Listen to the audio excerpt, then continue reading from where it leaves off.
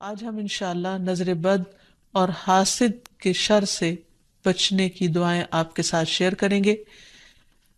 اللہ سبحانہ و تعالی ہم سب پر بہت ہی مہربان ہے۔ اس نے ہمیں پیدا کیا اور وہ جانتا ہے کہ ہمارے لیے کیا بہتر ہے اور کیا نہیں، اور اس کے لیے اس نے ہمارے لیے ایک بہترین دین بھیجا، اور صرف کتابی شکل میں نہیں بلکہ عملی شکل میں محمد صلی اللہ علیہ وسلم کی صورت میں، کہ انہوں نے ہر وہ چیز کر کے دکھائی، سکھائی، سمجھائی جو ہمارے لیے فائدہ مند ہے، اور اس سلسلے میں ہمیں بعض ان حقیقتوں کے بارے میں بتایا اور ان کی اصل حقیقت بتائی جو اس کے بغیر ہم جان ہی نہیں سکتے تھے۔ اور ان حقائق میں سے ایک حقیقت یہ ہے کہ انسان کی نظر بھی ایک اثر رکھتی ہے، اور پھر اس سے بچنے کے لیے کیا کیا جائے، کیا کوئی من گھڑت طریقے اختیار کر لیے جائیں یا وہ جو خود نبی صلی اللہ علیہ وسلم نے سکھائے؟ کیونکہ اگر ہم وہ طریقے اختیار کریں گے جو رسول اللہ صلی اللہ علیہ وسلم نے خود اختیار کیے یا اختیار کرنے کا حکم دیا، تو اس میں ہمارے لیے بھلا ہی بھلا ہے، فائدہ ہی فائدہ ہے، کیونکہ وہ موسٹ اوتھینٹک چیزیں ہیں، موسٹ ایکوریٹ چیزیں ہیں، کیونکہ اس کا سورس وحی الہی ہے، اور باقی چیزیں انسانوں کا علم ہے، کہاں انسانوں کی عقل یا تجربات اور مشاہدات، اور کہاں اللہ رب العزت کی بھیجی ہوئی تعلیم۔ تو اس لیے اس سلسلے میں بھی ہم قرآن و سنت سے ہی رہنمائی حاصل کریں گے۔ اور پھر دعا کرتے وقت یاد رکھیے کہ سب سے پہلے اللہ سبحانہ و تعالیٰ کی حمد و ثنا، اللہ تعالیٰ کی حمد و ثنا میں نبی صلی اللہ علیہ وسلم کی وہ دعائے استفتاح جو صبح و تہجد کے وقت آپ پڑھا کرتے تھے بہت ہی خوبصورت ہے۔ اس میں بہت ہی عمدہ انداز سے آپ صلی اللہ علیہ وسلم اللہ تعالیٰ کی حمد بیان کرتے ہیں۔ الفاظ ہیں کچھ یوں: اللہم لک الحمد انت قیم السماوات والارض ومن فیہن، ولک الحمد لک ملک السماوات والارض ومن فیہن، ولک الحمد انت نور السماوات والارض، ولک الحمد انت الحق ووعدک الحق ولقاؤک حق وقولک حق والجنة حق والنار حق والنبیون حق ومحمد صلی اللہ علیہ وسلم حق والساعة حق۔ اے اللہ، ہر طرح کی تعریف تیرے ہی لیے ہے، تو آسمان اور زمین اور ان میں رہنے والی تمام مخلوق کو قائم رکھنے والا ہے، ہم تمام کی تمام بس تیرے ہی لیے مناسب ہے، آسمان اور زمین اور ان کی تمام مخلوقات پر بادشاہت صرف تیرے ہی لیے ہے اور تعریف تیرے ہی لیے ہے، تو آسمان و زمین کا نور ہے اور تعریف تیرے ہی لیے ہے، تو حق ہے، تیرا وعدہ حق ہے، تیری ملاقات حق ہے، تیرا فرمان حق ہے، جنت حق ہے، دوزخ حق ہے، انبیاء حق ہیں، محمد صلی اللہ علیہ وسلم حق ہیں، اور قیامت کا ہونا برحق ہے۔ اور پھر اللہ تعالیٰ کی حمد و ثنا کے بعد درود شریف کا پڑھنا دعاؤں کی قبولیت کا ذریعہ بنتا ہے۔ تو اس لیے جب بھی اللہ تعالیٰ کو پکاریں، اللہ تعالیٰ سے قبولیت کا یقین رکھتے ہوئے اس کو پکاریں، اور خصوصاً زندگی میں پیش آنے والی ان مشکلات کو جن کا سبب معلوم ہو، اور ان مشکلات میں بھی جن کا ہمیں سبب معلوم نہیں، ان سب کو دور کرنے کے لیے اللہ تعالیٰ کی مدد لیں۔ جہاں تک نظر بد کی حقیقت کا تعلق ہے تو اس کے بارے میں نبی صلی اللہ علیہ وسلم نے ہمیں بتایا ہے۔ آپ نے فرمایا العین حق، کہ نظر لگنا برحق ہے، یعنی انسانی نظر کے اندر ایسی ریز ہوتی ہیں، ایسی تاثیر ہوتی ہے جو دوسرے کے اوپر جا کر اثر انداز ہوتی ہے اور اس کو نقصان پہنچا سکتی ہے، لیکن یہ ہوتا ہے اللہ کے اذن سے، اللہ کے حکم سے۔ اللہ تعالیٰ جس چیز میں چاہے خیر رکھ دے، جس چیز میں چاہے تکلیف کا عنصر رکھ دے، اور اس کے ہر فیصلے میں خیر و بھلائی ہی ہے۔ جو کچھ ہوتا ہے وہ اسی کے حکم سے ہوتا ہے۔ مثلا ہم دیکھتے ہیں کہ یعقوب علیہ السلام کے بیٹے جب مصر میں سب جا رہے تھے تو انہوں نے خاص طور پر ان کو تلقین کی تھی کہ تم ایک دروازے سے داخل نہیں ہونا، اور اس کی وجہ یہی تھی کہ ان کو ڈر تھا کہ کہیں یہ سارے نوجوان اکٹھے جب مل کر داخل ہوں گے تو دیکھنے والوں کی نظر کا شکار نہ ہو جائیں۔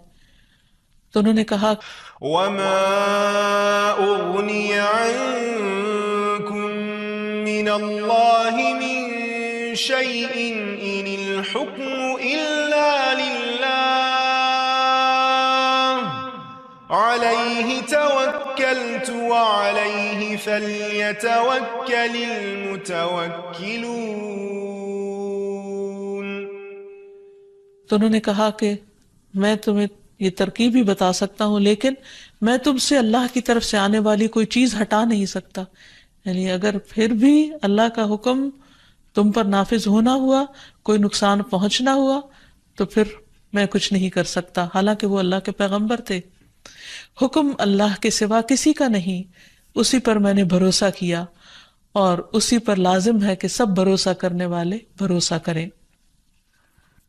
پھر اسی طرح ایک اور روایت میں جو حضرت ابو ذر سے مروی ہے، ہمیں پتہ چلتا ہے رسول اللہ صلی اللہ علیہ وسلم نے فرمایا ہے کہ بے شک نظر بد آدمی کو اللہ کے حکم سے دیوانہ کر دیتی ہے. یعنی بہت سے ذہنی امراض یا نفسیاتی امراض یا ڈپریشن کی وجہ نظر بد بھی ہو سکتی ہے. نظر بد کے بعض اوقات فزیکل اثرات بھی ہوتے ہیں، یعنی جسمانی اثرات بھی ہوتے ہیں. مثلا ایک روایت میں آتا ہے کہ ام سلمہ رضی اللہ تعالیٰ عنہا کہتی ہیں کہ نبی صلی اللہ علیہ وسلم نے ان کے گھر میں ایک لڑکی دیکھی جس کے چہرے پر نظر بد کی وجہ سے کالے دھبے پڑ گئے تھے، یعنی چہرے کا رنگ خراب ہو چکا تھا. تو نبی صلی اللہ علیہ وسلم نے فرمایا کہ اس پر دم کرو کیونکہ اس سے نظر بد لگ گئی ہے. تو اس سے بھی پتہ چلتا ہے کہ نظر بد جسمانی بیماریوں یا جسمانی حالت میں تغییر کا سبب بھی ہو سکتی ہے. پھر آپ نے یہ بھی فرمایا کہ نظر بد آدمی کو اللہ کے حکم سے دیوانہ کر دیتی ہے، حتیٰ کہ بعض اوقات انسان اونچی جگہ پر چڑھتا ہے اور پھر وہاں سے گر پڑتا ہے. یعنی بعض اوقات بچے آپ نے دیکھا ہوگا کہ کھیل رہے ہوتے ہیں، اچھے بھلے کھیل رہے ہوتے ہیں، ایک دم ماں باپ دیکھ کر خوش ہوتے ہیں، اچانک وہ ایسی چیز سے جا ٹکراتے ہیں کہ بعض اوقات بڑے بڑے حادثات ہو جاتے ہیں. تو ایسی صورت میں جب بھی انسان کسی چیز کو دیکھے جس پر دل خوش ہونے لگے تو فوراً ماشاء اللہ پڑھے، اللہ کا ذکر کرے، تو پھر نظر کے برے اثرات سے محفوظ رہا جا سکتا ہے. پھر اسی طرح بعض اوقات بچے بلا وجہ رونا شروع کر دیتے ہیں اور چپ ہی نہیں ہوتے، تو اس میں بھی نظر بد کا اثر ہوتا ہے. حضرت عائشہ کہتی ہیں کہ ایک مرتبہ نبی صلی اللہ علیہ وسلم تشریف لائے تو ایک بچے کے رونے کی آواز سنی. آپ نے فرمایا کہ یہ بچہ کیوں رو رہا ہے، تم اس کی نظر کیوں نہیں اتارتے؟ یعنی اس پر ایسے اذکار پڑھے جائیں کہ جس کی وجہ سے اس کی یہ تکلیف دور ہو جائے. پھر اسی طرح بچوں کا کمزور ہونا، ان کی صحت درست نہ ہونا. آپ صلی اللہ علیہ وسلم نے حضرت اسماء بنت امیس سے کہا، کیا بات ہے کہ میں اپنے بھائی جعفر کے بیٹوں کے جسموں کو دبلا پتلا دیکھ رہا ہوں، یعنی ان کی صحت اچھی نہیں ہے، کیا انہیں فقر و فاقہ رہتا ہے، یعنی کھانے کو کچھ نہیں ملتا؟ انہوں نے عرض کیا، نہیں، بلکہ انہیں بہت جلد نظر لگ جاتی ہے. آپ نے فرمایا انہیں دم کرو. انہوں نے آپ کے سامنے چند کلمات پیش کیے تو آپ نے فرمایا انہیں دم کرو، یعنی ان کلمات کے ساتھ دم کرو. وہ کلمات انشاءاللہ آگے بتائے جائیں گے. پھر اسی طرح بعض اوقات نظر بد کی وجہ سے جان بھی خطرے میں پڑ جاتی ہے یا انسان شدید بیمار ہو جاتا ہے. اور آپ صلی اللہ علیہ وسلم نے خصوصی طور پر ایک موقع پر جب ایک صحابی نے دوسرے کو دیکھا تو ان کی طبیعت خراب ہو گئی، تو آپ صلی اللہ علیہ وسلم نے خود ان کے سینے پر 3 دفعہ ہاتھ مارا اور یہ دعا پڑھی، اللہم اذھب عنہ حرہا وبردہا ووصبہا، اے اللہ اس کی گرمی اور سردی اور بیماری اور لاغری دور کر دے. پھر کھڑے ہوئے اور فرمایا، جب کسی کو اپنے بھائی کا وجود یا کوئی مال پسند آئے، یعنی کوئی چیز اٹریکٹ کرے، تو اس کے لیے برکت کی دعا کرے، کیونکہ نظر لگ جانا برحق ہے. تو اس حدیث سے بھی پتہ چلتا، اور یہ سلسلہ صحیحہ کی صحیح حدیث ہے، اور جن کو نظر لگی تھی وہ حضرت سہل تھے، اور یہ تفصیلی روایت ہمیں حدیث کی کتاب سے مل جاتی ہے. پھر اسی طرح نظر کی وجہ سے بعض اوقات موت تک واقع ہو جاتی ہے. آپ صلی اللہ علیہ وسلم نے فرمایا کہ اللہ کی قضاء و قدر کے بعد نظر بد ہی میری امت کے اکثر لوگوں کی موت کا سبب بن جاتی ہے. اچانک پھر کوئی ایسی بیماری آ جاتی کہ انسان کی زندگی کے خاتمے کا ذریعہ بن جاتی. پھر اسی طرح یہ ہے کہ انسان دم کرے. حضرت انس کہتے ہیں کہ رسول اللہ صلی اللہ علیہ وسلم نے نظر بد، ڈنک اور نملہ کی بیماری کے لیے دم کی اجازت دی ہے. نملہ کی بیماری میں پسلی دانوں سے بھر جاتی ہے. پھر حضرت عائشہ فرماتی ہے کہ رسول اللہ صلی اللہ علیہ وسلم نے مجھے حکم دیا کہ نظر بد لگ جانے پر دم کیا جائے. پھر اسی طرح بخار، پہلو کے پھوڑے اور نظر بد میں دم کی اجازت دی گئی ہے. خصوصی طور پر چھوٹے بچوں کو دم کرتے رہنا چاہیے، اور جتنی بھی مائیں ہیں وہ ان کی تعلیم و تربیت کے حصے میں یہ بات شامل ہونی چاہیے کہ وہ چھوٹے بچوں کو صبح و شام کی دعائیں پڑھ کر یا اللہ تعالیٰ کا ذکر کر کے دم کرتی رہیں، خصوصاً نظر بد کی دعا۔ حضرت اسما کہتی ہے کہ ایک مرتبہ انہوں نے عرض کیا، یا رسول اللہ صلی اللہ علیہ وسلم، جعفر کے بچوں کو نظر لگ جاتی ہے، کیا میں ان پہ دم کر سکتی ہوں؟ تو آپ نے فرمایا ہاں، اگر کوئی چیز تقدیر سے سبقت لے جا سکتی تو وہ نظر بد ہوتی، یعنی اتنے اس کے اثرات ہوتے ہیں۔ پھر اسی طرح نظر بد کے علاج میں یہ بات بھی بہت مفید ہے جو نبی صلی اللہ علیہ وسلم کی سنت سے ثابت ہے کہ نظر لگانے والے کے وضو کے بچے ہوئے پانی سے اس کو غسل کرایا جائے، یعنی جس کو نظر لگی ہو۔ ایک اور روایت میں آتا ہے کہ آپ صلی اللہ علیہ وسلم نے فرمایا، نظر بد لگنا برحق ہے، اگر کوئی چیز تقدیر پر غالب ہو سکتی تو وہ نظر بد ہے، جب لوگ تمہیں غسل کرنے کا کہیں تو غسل کر دو، یعنی اس کو برا نہ مانو، کیونکہ یہ ایک چیز ہے ہونے والی۔ اگر کسی کے آنے سے یا اچانک دیکھنے سے یا کسی کی بات سے یا تعریف سے دوسرے شخص کی طبیعت خراب ہو گئی ہے تو اس سے واضح طور پر پتہ چلتا ہے کہ کوئی ایسے ہی اثرات ہوئے ہیں، اور اگر وہ طلب کرے کہ وضو کر کے پانی دے دو تو دے دینا چاہیے، اس کو برا نہیں سمجھنا چاہیے۔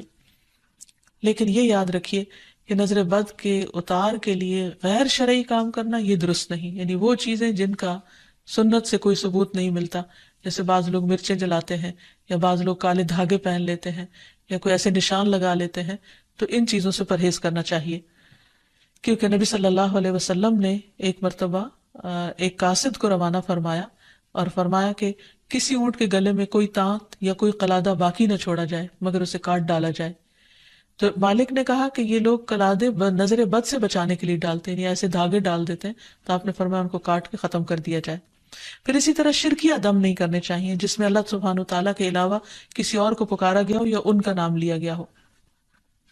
اور دعاؤں میں خصوصاً معوذتین بہت مفید ہیں، قل اعوذ برب الفلق اور قل اعوذ برب الناس آخر تک 3 بار پڑھ کر مریض پر دم کیا جائے۔ رسول اللہ صلی اللہ علیہ وسلم جنوں اور انسانوں کی نظر بد سے پناہ مانگا کرتے تھے، یہاں تک کہ یہ 2 صورتیں نازل ہوئی۔ جب یہ نازل ہوئی تو آپ نے انہیں پڑھنا شروع کر دیا اور ان کے علاوہ سب کچھ چھوڑ دیا۔ پھر اسی طرح ماشاء اللہ پڑھتے رہنا چاہیے۔ قرآن مجید میں آتا ہے وَلَوْلَا إِذْ دَخَلْتَ جَنَّتَكَ قُلْتَ مَا شَاءَ اللَّهُ لَا قُوَّةَ إِلَّا بِاللَّهِ، اور جب تو اپنے باغ میں داخل ہوا تو تم نے یہ کیوں نہ پڑھا کہ ماشاء اللہ لا قوت الا باللہ۔ یہ اس شخص کو کہا گیا جس کا باغ جل گیا تھا، سورۃ کہف میں اس کی کہانی موجود ہے، اور اس کا معنی کیا ہے کہ وہی ہوتا ہے جو اللہ چاہتا ہے، اور اللہ کی توفیق کے بغیر کسی کا کچھ زور نہیں۔ پھر اسی طرح کچھ دیگر مسنون دعائیں ہیں جن کا پڑھنا نظر کے لیے فائدہ مند ہے۔ ابن عباس کہتے ہیں کہ نبی صلی اللہ علیہ وسلم حضرت حسن اور حسین کے لیے پناہ طلب کیا کرتے تھے اور فرماتے تھے کہ تمہارے دادا ابراہیم علیہ السلام بھی ان کلمات کے ذریعے اسماعیل اور اسحاق علیہم السلام کے لیے اللہ کی پناہ مانگا کرتے تھے۔ اعوذ بکلمات اللہ التامۃ من کل شیطان وہامۃ ومن کل عین لامۃ، میں پناہ مانگتا ہوں اللہ کے پورے کلمات کے ذریعے ہر ایک شیطان سے، ہر زہریلے جانور سے اور ہر نقصان پہنچانے والی نظر بد سے۔ پھر اسی طرح ایک اور دم بھی ہے۔ حضرت عائشہ کہتی ہے کہ میں رسول اللہ صلی اللہ علیہ وسلم پر نظر بد سے حفاظت کے لیے دم کیا کرتی تھی، یعنی وہ خود کرتی تھی، اور وہ اس طرح کہ میں اپنا ہاتھ ان کے سینے پر رکھتی اور یہ دعا پڑھتی، امسح البأس رب الناس بیدک الشفاء لا کاشف لہ الا انت، اے لوگوں کے رب اس تکلیف کو دور فرما دے، شفا تیرے ہاتھ میں ہے اور تیرے علاوہ کہیں اور سے شفا نہیں مل سکتی۔ اسی طرح حاسد کا حسد بھی نقصان دیتا ہے، جس سے بچنے کے لیے اللہ سبحانہ وتعالیٰ نے قل اعوذ برب الفلق اتاری، جس کے آخر میں آتا ہے ومن شر حاسد اذا حسد، کہ حاسد کے حسد سے بچنے کے لیے اللہ تو مجھے اپنی پناہ میں رکھ۔ اور حسد کہتے ہیں کسی انسان کو ملنے والی نعمت کے ختم ہونے کی تمنا کرنا، خواہ خود کو حاصل کرنے کا شوق ہو یا نہ ہو، یا تمنا ہو یا نہ ہو، تو اس سے منع کیا گیا ہے، اس کی حرمت بیان کی گئی ہے۔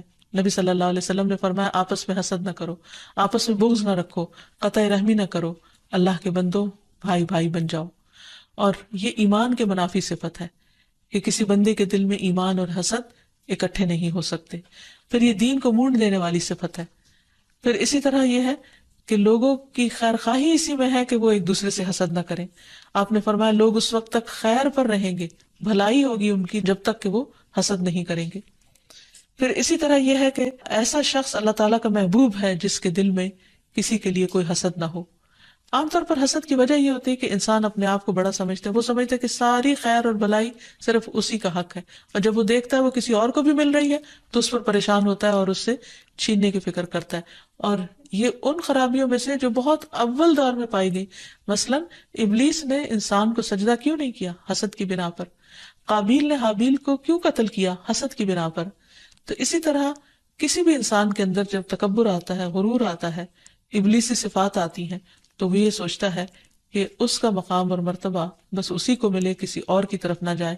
یا کسی کو بھی اگر نعمت ملے تو وہ اس پر جالس ہو جاتا ہے. اور یہ بنیادی طور پر اس کی وجہ دنیا کی محبت کا زیادہ ہونا ہے. اس لیے ہمیں اس سے بچنے کی ضرورت ہے. اور یہ بیماری ایسے انسان کے اندر داخل ہو جاتی ہے کہ بعض اوقات انسان کو خود بھی پتہ نہیں چلتا. تو اس لیے اللہ سبحانہ وتعالیٰ سے دعا کرتے رہنا چاہیے، اور اس معاملے میں انسان کو اللہ پر بھروسہ بھی کرنا چاہیے، اور پھر اللہ تعالیٰ کی پناہ مانگنی چاہیے کہ اللہ تعالیٰ اپنی حفاظت میں رکھے. کیونکہ اللہ تعالیٰ فرماتے ہیں میرا محبوب بندہ اگر مجھ سے مانگتا ہے تو میں اسے دیتا ہوں، اور اگر وہ کسی دشمن یا شیطان سے میری پناہ مانگتا ہے تو میں اسے محفوظ رکھتا ہوں. پھر اسی طرح یہ ہے کہ حاسدوں سے نعمت کو چھپانے کی کوشش کرنا چاہیے. جب انسان کو یہ پتا ہو کہ کوئی شخص ایسا ہے جو اس کی نعمت پر خوش نہیں ہوتا تو ان کے سامنے پھر اس کا اظہار نہیں کرنا چاہیے. ابو ہریرہ کہتے ہیں کہ رسول اللہ صلی اللہ علیہ وسلم نے فرمایا تم اپنی ضرورتوں کو پورا کرنے کے لیے ان کو رازداری میں رکھ کر مدد حاصل کرو، بے شک ہر صاحب نعمت حسد کیا جاتا ہے. پھر اسی طرح یہ کہ انسان کو حسد سے بچنے کے لیے اللہ تعالیٰ سے دعا کرتے رہنا چاہیے، کیونکہ ہر ایک کی پیشانی کے بال اللہ کے ہاتھ میں ہے، اور جب اللہ نہ چاہے تو کوئی کسی کو کچھ بھی نقصان نہیں دے سکتا، کچھ بھی بگاڑ نہیں سکتا. تو اللہ تعالیٰ پر بھروسہ کرتے ہوئے خصوصی طور پر معوذتین کا ورد کرتے رہنا چاہیے. صبح و شام 3 بار پڑھنا چاہیے، نمازوں کے بعد اس کو پڑھنا چاہیے. اور پھر ایک دعا اور بھی ہے کہ جبریل علیہ السلام نبی صلی اللہ علیہ وسلم کی عیادت کے لیے ایک مرتبہ حاضر ہوئے تو آپ کانپ رہے تھے. آپ نے ان کو ان الفاظ میں دم فرمایا، بسم اللہ ارقیک من کل شیء یؤذیک من حسد حاسد وکل عین واسم اللہ یشفیک. اللہ کے نام سے میں تم پر ہر اس چیز کے شر سے بچاؤ کا دم کرتا ہوں جو تمہیں اذیت پہنچائے، ہر حاسد کے حسد سے اور ہر نظر بد سے. اللہ کے نام سے اللہ تمہیں شفا عطا فرمائے. تو اس سے یہ پتہ چلتا ہے کہ جبریل علیہ السلام نبی صلی اللہ علیہ وسلم پر دم کرتے تھے. تو ہمیں بھی مریض پر، بے چین شخص پر، اضطراب کے شکار شخص پر دم کرنا چاہیے، اور انہی الفاظ کے ساتھ، کیونکہ سب سے بہترین الفاظ وہ ہیں جو اللہ کا کلام ہے اور پھر محمد صلی اللہ علیہ وسلم کے الفاظ ہیں. اللہ تعالی ہمیں ہر طرح کے شر سے محفوظ رکھے، ہمیں بھی اور ہمارے عزیزوں کو بھی اور تمام لوگوں کو. وآخر دعوانا ان الحمد للہ رب العالمین.